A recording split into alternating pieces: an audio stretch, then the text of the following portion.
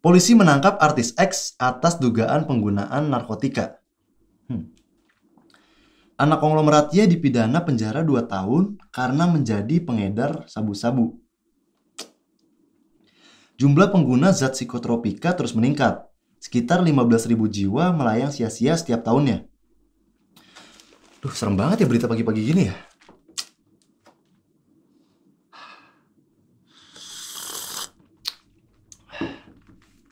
Kok masih ada aja sih orang yang terjerumus ke dunia gelap ini? Tapi sebenarnya beda nggak sih narkotika dan psikotropika itu? Sama nggak sih mereka? Ayo kita bahas.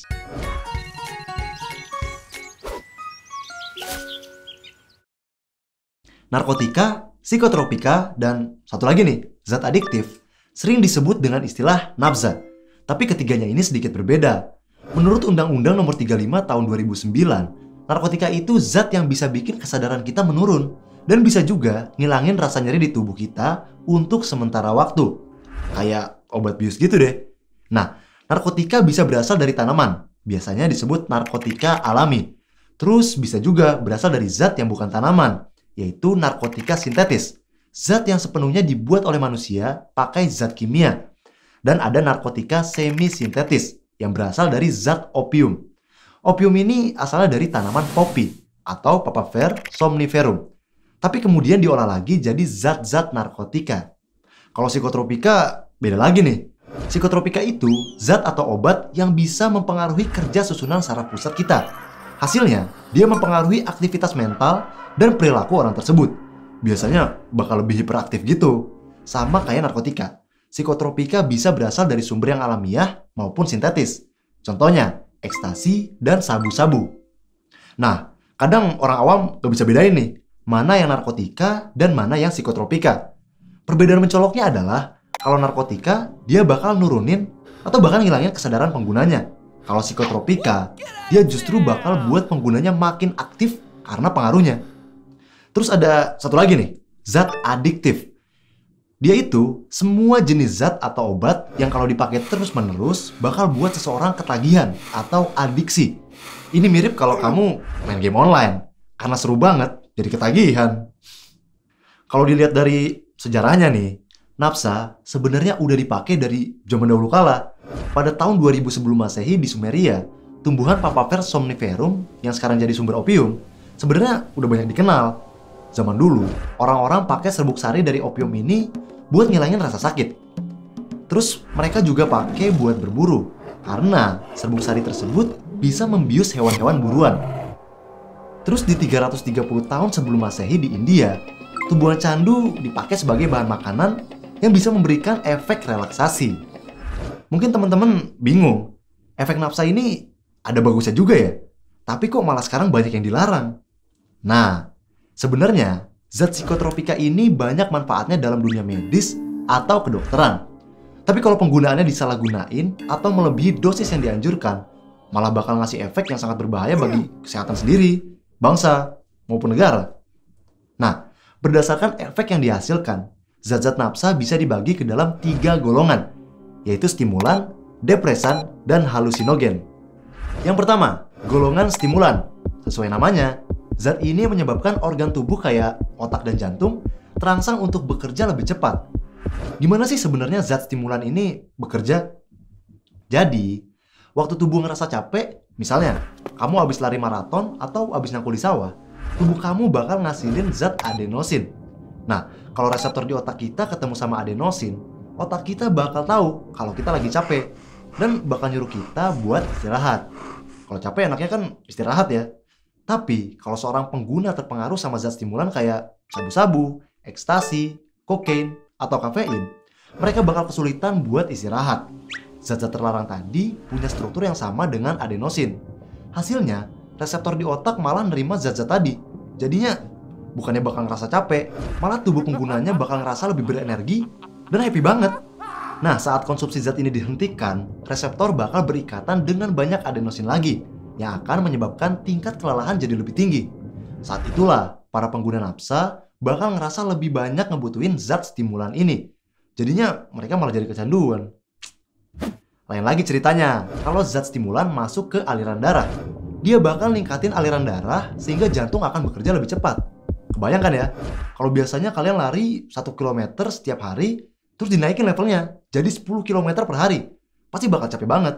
Sama aja kayak organ. Kalau terus ditingkatkan kinerjanya, organ kita bakal lelah, rusak, malah bisa-bisa menyebabkan kematian sel organ.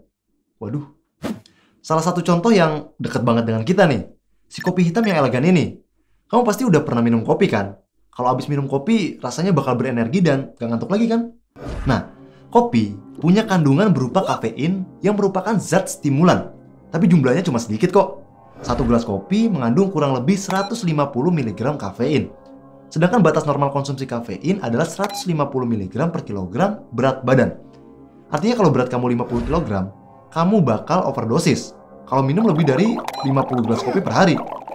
Siapa juga yang minum kopi sebanyak itu ya? Kalau aku sih paling 2 aja.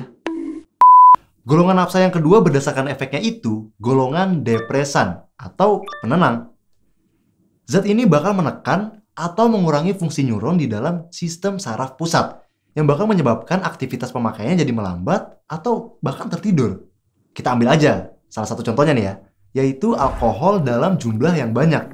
Kalau alkohol lagi ada di tubuh kita nih, alkohol akan mendorong neurotransmitter yang namanya gamma aminobutyric acid atau GABA untuk terus berikatan dengan reseptornya di otak.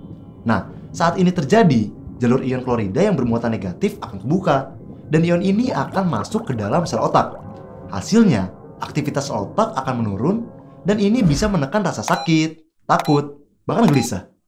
Makin banyak alkohol atau zat depresan lain yang dikonsumsi, kayak obat penenang atau obat tidur, maka GABA akan semakin lama berikatan dengan reseptornya. Ini artinya akan semakin banyak juga ion klorida negatif yang masuk ke sel otak. Apabila pemakaiannya dihentikan, otak bakal kehilangan keseimbangannya. Ini bikin tubuh gemeter, muncul rasa takut berlebihan, hingga pemakainya akan terus-menerus nagih untuk pakai zat depresan ini. Inilah yang dinamakan dari efek ketagihan.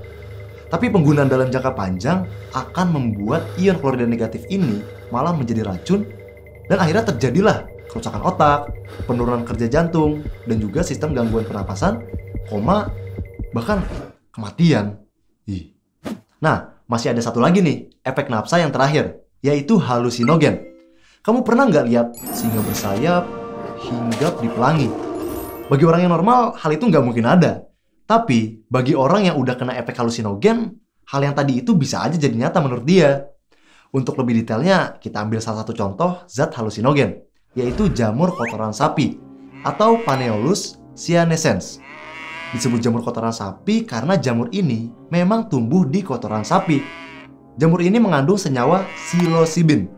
Saat kalian ngerasain suatu hal yang sangat menyenangkan, kayak jatuh cinta, sel otak akan lebih banyak memproduksi serotonin, yaitu neurotransmitter yang berperan mengatur rasa senang dan emosi.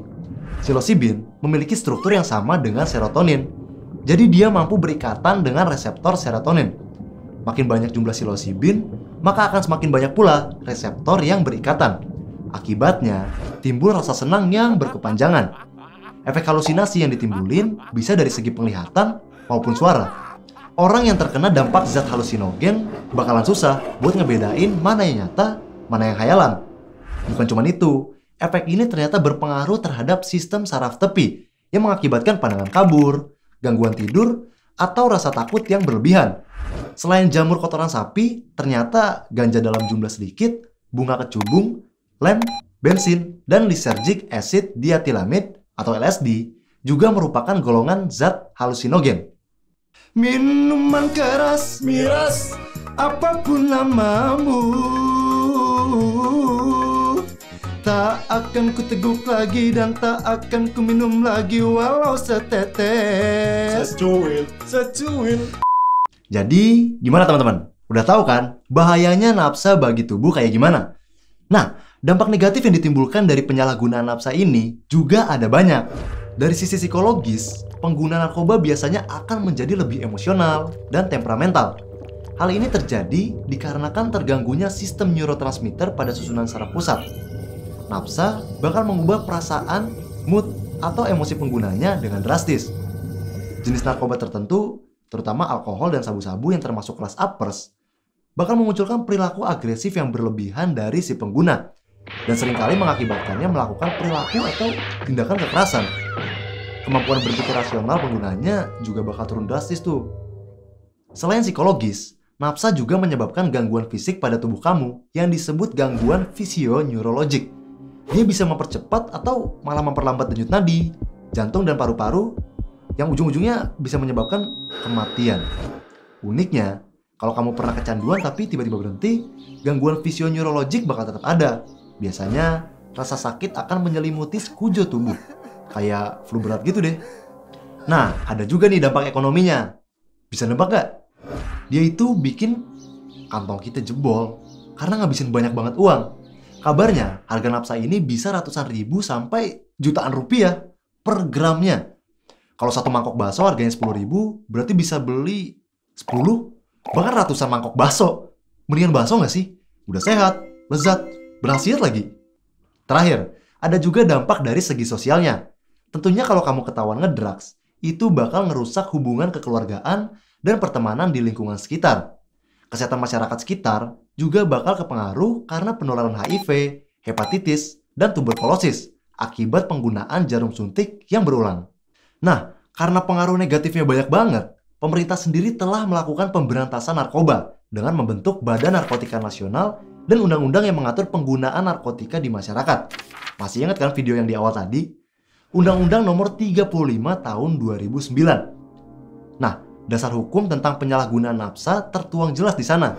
Makanya, kalau ada yang menyalahgunakan nafsa kayak di berita-berita yang tadi, mereka bakal ditangkap sama Pak Polisi. Jadi, say no to drugs, katakan tidak pada narkoba, dan ayo perangi narkoba. Kita harus bisa membentengi diri kita dari nafsa, dan itu dimulai dari pendidikan. Nggak cuma di sekolah aja, tapi kamu juga bisa cari informasi melalui media yang terpercaya. Karena kalau kita ngerti bahaya dari nafsa itu apa, udah pasti kita bakal menjauhi nafsa. Contohnya nih, dengan membatasi pergaulan kita dengan kelompok pengguna nafsa, menolak segala tawaran penyalahgunaan nafsa, melaporkan apabila ada hal-hal yang mencurigakan di sekitar kita, dan menciptakan kesadaran, kepedulian, kewaspadaan, perilaku, dan hidup sehat tanpa nafsa di lingkungan sekitar kamu. Itu bisa dimulai dari keluarga dan teman-teman kamu sendiri. Oke teman-teman, hari ini kita udah belajar kalau nafsa itu terdiri dari narkotika, psikotropika, dan zat adiktif. Kita juga udah belajar tentang sejarah penggunaan nafsa, terus efeknya dalam tubuh sebagai stimulan, depresan, dan halusinogen. Terakhir, kita belajar tentang dampak dari zat psikotropika dari segi gangguan fisik, psikologis, ekonomi, dan sosial. Kalau kamu mau lihat lagi materi yang udah kita bahas tadi, kamu bisa klik timestamp yang ada di bawah video ini. Ingat ya, sekali lagi, say no to drugs. Sampai ketemu di video selanjutnya.